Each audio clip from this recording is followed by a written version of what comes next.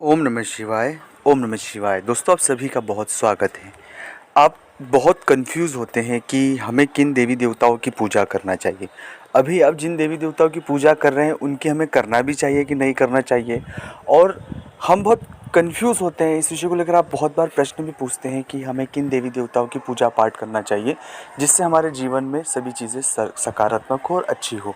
दूसरा ये भी प्रश्न यहाँ उठता है कि हम तो बहुत पूजा पाठ करते हैं लेकिन उसके बाद भी हमारे हालात सही नहीं होते, चीज़ें सही नहीं होती। हम बस पूजा पाठ कर रहे हैं पर उसका वैसा प्रभाव नहीं हम पर दिखाई दे रहा है। और तीसरा ये भी कई बार आप पूछते हैं कि हमारा भगवान से विश्वास उठ जाता है। हमारा विश्वास है ज़रूर, लेकिन एक समय आता है, कुछ वक्त के लिए हम बहुत ज़्यादा नास्तिक हो जाते हैं और चीज़ें थोड़ी नेगेटिव हो जाती हैं। ये आपके मेजर प्रश्न हैं 3 जो आप अक्सर मुझसे पूछते हैं, और इस विषय को लेकर आप चाहते हैं कि ऐसी सिचुएशन में हमें क्या करना चाहिए और हमें इस पूरी सिचुएशन के बारे में समझाइए।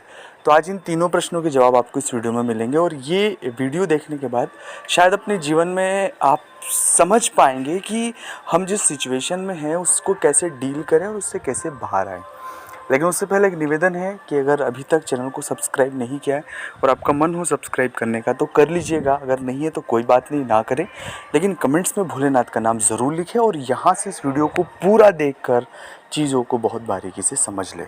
सबसे पहला सिचुएशन होता है कि हमें किन देवी देवताओं की पूजा पाठ करना चाहिए, और हम भगवान की पूजा करते हैं तो हमें वैसा फल क्यों नहीं मिलता है।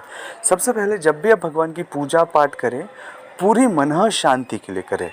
मतलब आप उससे किसी चीज़ की इच्छा रखकर कभी मत करें, सिर्फ मन और आत्म शांति के लिए, कि आपको उस पूजा करने से शांति मिल रही है, मन शांति, मेंटल पीस मिल रहा है। दूसरा कि उस पूरे पावर में आपके पास अच्छे विचार आएंगे, और जो विचार है वही इस युग की शक्ति है। पूजा का जो बेसिक नैसर्गिक जो चीज़ है उससे अच्छे विचारों का आना और एक शक्ति, एक पॉजिटिव एनर्जी का महसूस होना। तो क्या आप अपनी पूजा करने के बाद वो पॉजिटिव एनर्जी महसूस कर रहे हैं?